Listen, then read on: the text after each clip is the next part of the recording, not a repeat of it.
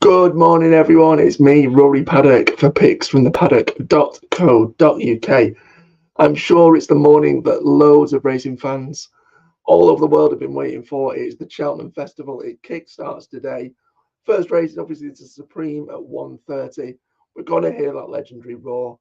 So, without further ado, we're going to get stuck into today's action. I'm going to be looking through all 7 races on day one and hopefully unearthing a few winners in the process. I must admit, I am going to be doing something a bit different this year. Personally, from my own personal betting perspective, there's only a handful, if that, of horses that I'm relatively keen or strong on this festival. So I'm going to take a different approach. It's all about the facts, it's all about the stats, and it's all about crunching those numbers. I'm going to be using trends to narrow down that field and hopefully pick out the best bets for every single race across all 4 days. If you don't know what trends are where you look at previous winners, statistical analysis, various form figures and patterns that basically hopefully lead us to find those winners. I'll give you an example. Here we go. We'll get stuck into the action. It's the 1:30, it's the Supreme, and it's the first race of the 28 race Cheltenham Festival 2024. So, looking through the top trends for the 1:30, you're going to be looking for a horse that's won last time out, has a rating or an official rating by the BHA of 150 or more, is aged 5 or 6 years old, and has an SP that is single figure odds. Now, obviously, from the time that this broadcast is going live to the off, odds will fluctuate and change. However, using those 4 metrics, it has come down on one horse, and it is the current market leader, Tully Hill. Is this going to be the first of many winners for Ireland? I imagine so. But using those 4 metrics, Tully Hill, by all accounts, is the one we need to be on. Then to the next race at the 2:10, it's the Arkle, it's the Novices Chase. What stats do we need to look out for here?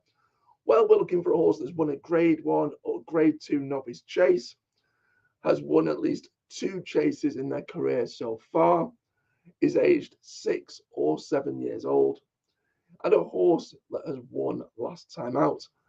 Now, that immediately gets rid of Gaelic Warrior after unseating last time out, but who ends up being left in the mix using those statistics? Well, it's another Willie Mullins horse instead. It's Ilete Tombe, and it's also the Tizard trained JPR1. By all accounts, according to those statistics, those are the two we need to be paying very close attention to in the second race of day one. We then go to the 250. We've got the Ultimate. It's one of the first handicaps of the festival. Obviously, a big field.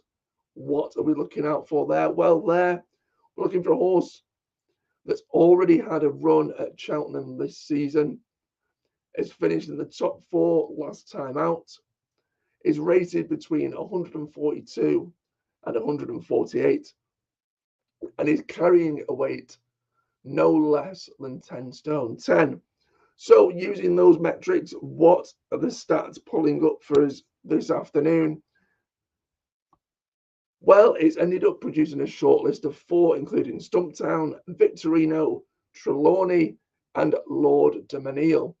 Those are the 4, according to the trends, that should go very close indeed. All relatively decent prices. However, you expect that with such a sizable field. Then the big race of the day, it's the Champion Hurdle. It's the 3:30. And stats wise, what are we looking for there? We're looking for a horse that's unbeaten that season, has had less than 10 hurdle starts in their entire career, is trained by either Henderson or Mullins, and is aged 6 or 7 years old. It's a boring selection as far as I'm concerned, but I've got to be honest, the stats point to the favourite, and it is potentially yet another Willie Mullins winner, this time in the red hot favourite Stateman.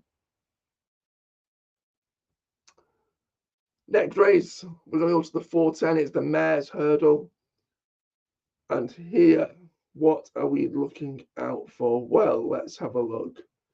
See if I can find it. Bear with me a moment.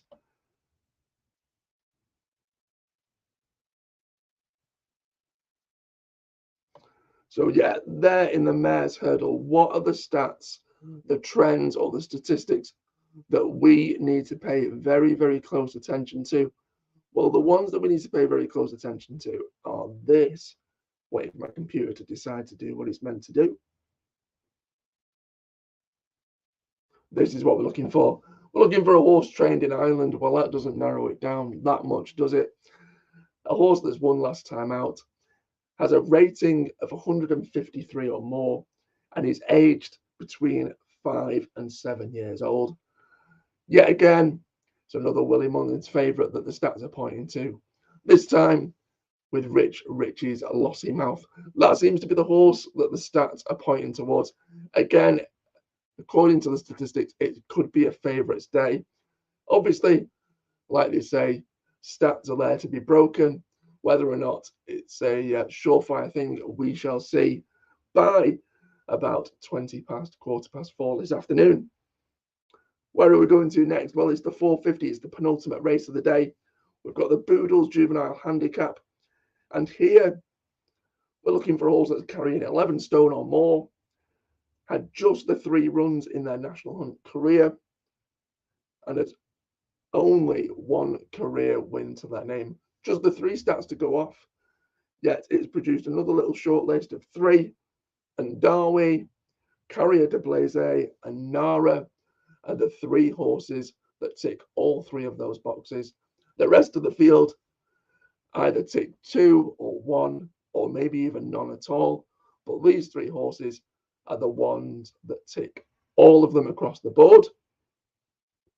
And finally, we get to 5:30. We get to the final race of day 1. It's the National Hunt Challenge Cup. It's going to be amateur riders taking part, as they do every year. What are the stats that we're looking at? What are the trends here?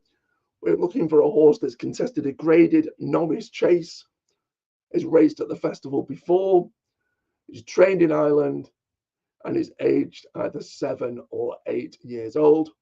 Who does that leave us with? Well, again, it's boring. The stats seem to be pointing towards the favourites. And it's the top 2 in the market, which is no surprise. Corbett's Cross and Embassy Gardens are the 2 horses that tick every single box on that criteria when it comes to the trends. So, in terms of a betting strategy, how I'm going to be approaching this festival, it's going to be a little bit of a test.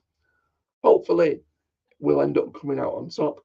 But I'm going to be putting £10 per race for every race at the festival. So it's going to be a £280 outlay. I'm going to be splitting that £10 across however many horses at the stats come up with. And if they're 5-1 or bigger, then I will be backing them each way. As an example here, although it's not what I would normally do, we've got two horses that are short priced, roughly joint favourites. I'll be splitting that into 2 £5 win bets, and hopefully one of them comes out on top, and it'll be a very small profit. But if it's profit, then it's profit nonetheless. By the time the 28th race comes around on Friday, hopefully the trends and the stats will have been kind to us. But as always, any likes, comments, and shares on this video, very much welcome. I'll be back at 8 o'clock tomorrow morning. If you want to see what the rest of the team are picking this afternoon, head on over to picksfromthepaddock.co.uk. We're also doing a daily tipping competition, so make sure you get involved with that, with cash prizes to be won. But fingers crossed, touch wood, and good luck if you follow.